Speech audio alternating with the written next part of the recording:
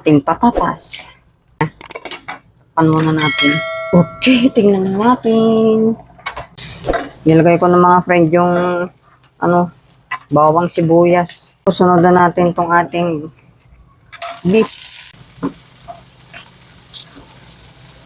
Water. Takpan muna natin. Paminta. Ayan. Takpan muna natin. Okay. Ating patatas. Water niya. Takpan muna natin. Okay. Tingnan na natin. Lagyan na natin tong sausage. Lagyan na rin natin tong lara. Natin ng isang kutsarang asukal. Lagyan natin ng konting asin. Takpan muna natin. Okay, tignan na natin.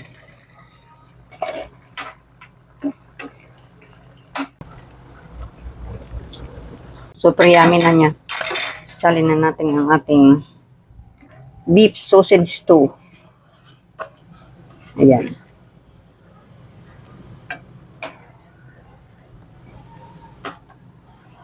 Lambot na nung ang lambot ng beef.